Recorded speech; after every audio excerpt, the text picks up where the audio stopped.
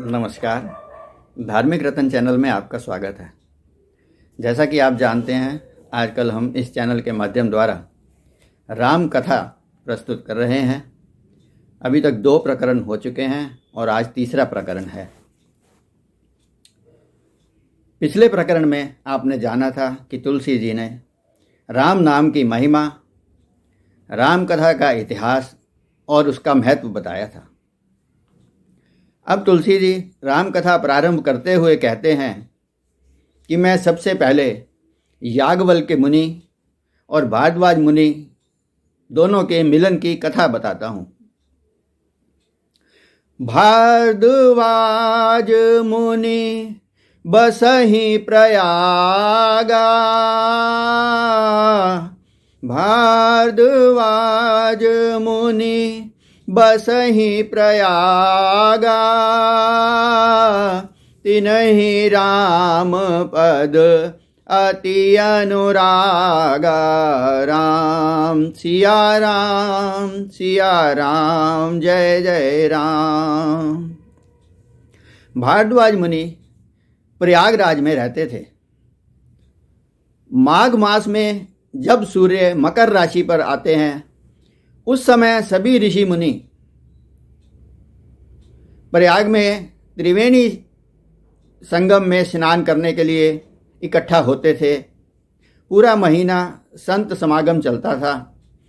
इसी प्रकार एक बार जब माघ मेले का सभी ऋषियों ने स्नान कर लिया, तो मास समाप्त होने के पश्चात सभी ऋषि अपने अपने आश्रमों में चले गए।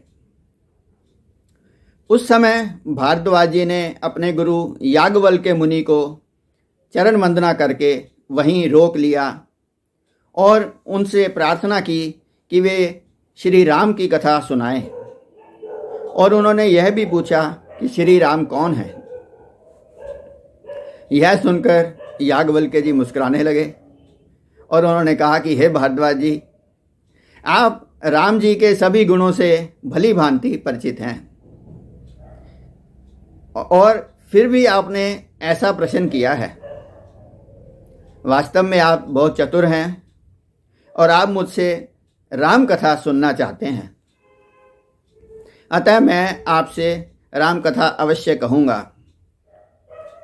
याज्ञवल्क्य जी ने कहा कि जैसे आपने राम के बारे में प्रश्न किया है, वैसे ही सती ने, पार्वती ने शिवजी से किया था। अतः मैं तुम्हें पहले शिवजी और पार्वती के बीच कैसा संवाद हुआ वही सुनाता हूँ। ऐसे ही संशय कीन भवानी, महादेव तब कहा बखानी। याज्ञवल्क्य जी ने बताया कि एक बार त्रेता युग में शिवजी और सती अगस्त मुनि के आश्रम में गए। अगस्त मुनि ने शंकर जी को श्री राम की कथा सुनाई और शंकर जी से भक्ति के बारे में ज्ञान प्राप्त किया।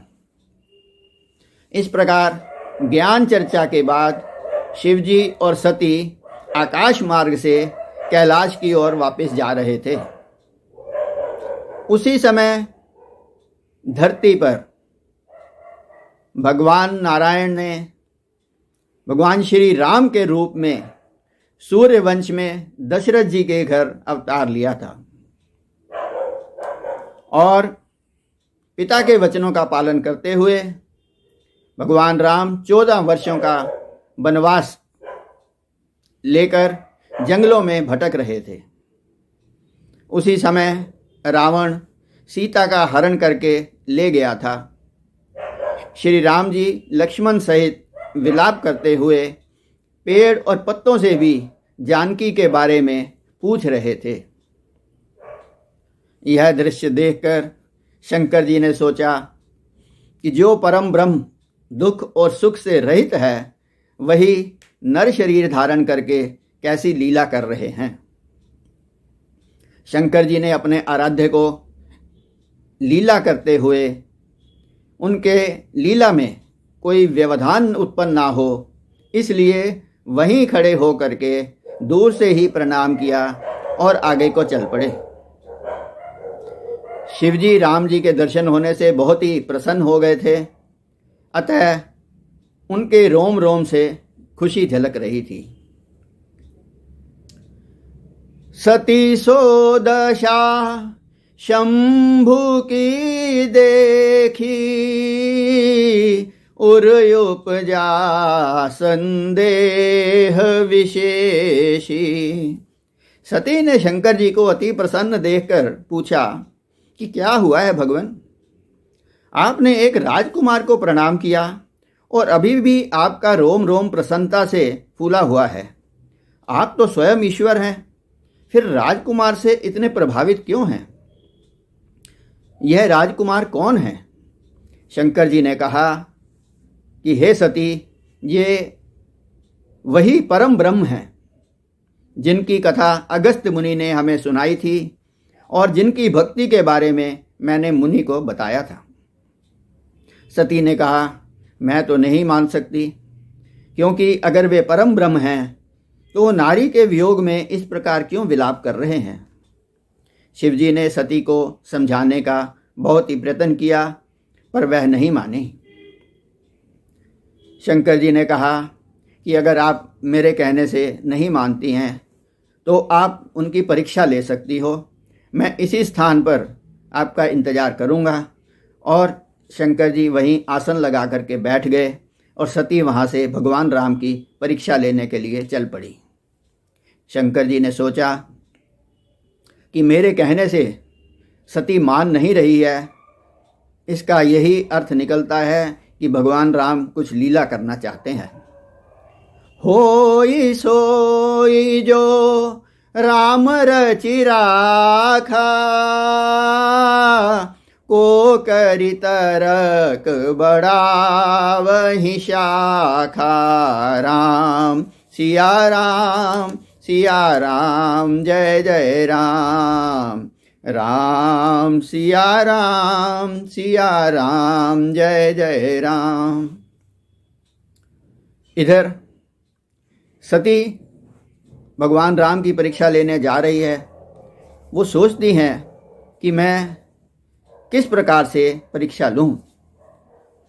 अतः उसने सोचा कि इस समय राम जी सीता जी के वियोग में भटक रहे हैं, क्यों ना मैं सीता जी का ही रूप धारण करके उनके सामने चली जाऊं।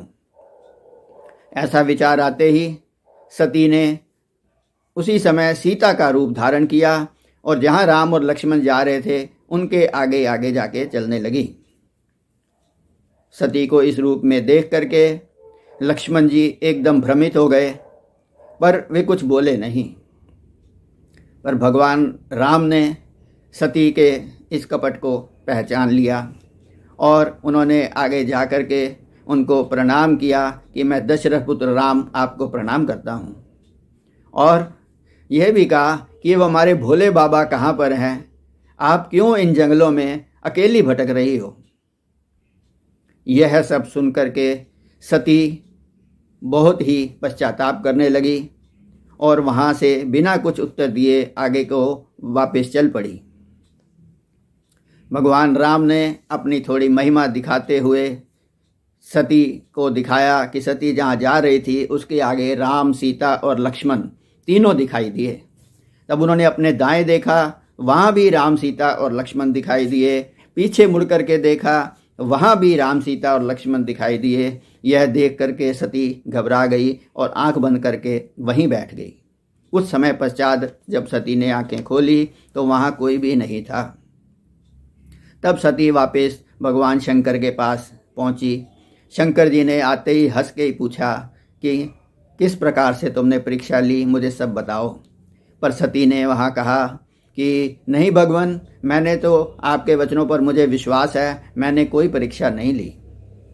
यह सुनकर के शंकर जी ने अपनी आंख बंद करी और उनके सामने वह सारा दृश्य घूम गया जो घटा था। तब भगवान शंकर ने श्री राम जी की माया को भी उसी समय नमस्कार किया, जिससे प्रेरित होकर के सती ने उस समय झूठ बोला। तो इस प्रकार आपने देखा कि सती ने परीक्षा भी ली, पर फिर भी शंकर जी को बताया नहीं। यह सब स्थिति होने पर शंकर जी ने देखा कि सती ने उनके आराध्य भगवान श्री राम की पत्नी सीता का रूप धारण किया है। इससे शंकर जी विक्षुब्ध हो गए और उन्होंने उसी समय यह प्रण किया कि अब आज से सती और मेरी इस शरीर से भेंट नहीं होगी। ऐसा प्रण करके वो सती के साथ कैलाश पर्वत की ओर चल दिए। सती रास्ते में पूछती रही कि प्रभु क्या हुआ है, पर शंकर जी ने कोई उत्तर नहीं दिया और कैलाश पहुंच करके उन्होंने अपना प्रण याद करते हुए समाधि लगा ली। सती को समझ आ गया कि मैंने जो भगवान से झूठ बोला है वह सब उन्होंने अपने अंतर उससे देख लिया है। अतः अब सती पछताने लग गई, परंतु शंकर जी तो अपनी समाधि में बैठ चुके थे। इसके आगे की कथा हम आपको अगले प्रकरण में सुनाएंगे। आइए प्रकरण समाप्त करने से पूर्व 2 मिनट के लिए हम भगवान राम का भजन कर लेते हैं। श्री राम जय जय राम, श्री राम जय जय राम। हमारे साथ हैं रघुनाथ, हमें किस बात की चिंता। हमारे साथ हैं रघुनाथ, हमें किस बात की चिंता। हमारी बन जाएगी बात, हमें किस बात की चिंता। हमारी बन जाएगी बात, हमें किस बात की चिंता। हमारे साथ हैं रघुनाथ, हमें किस बात की चिंता। हमारी बन जाएगी बात, हमें किस बात की चिंता। किया करते हो तुम दिन रात, किस बात की चिंता। किया करते हो तुम दिन रात, क्यों किस बात की चिंता। तेरे स्वामी को रहती है तेरी हर बात की चिंता। तेरे स्वामी को रहती है तेरी हर बात की चिंता। हमारे साथ हैं रघुनाथ, हमें किस बात की चिंता। जय श्री राम। नमस्कार, धन्यवाद।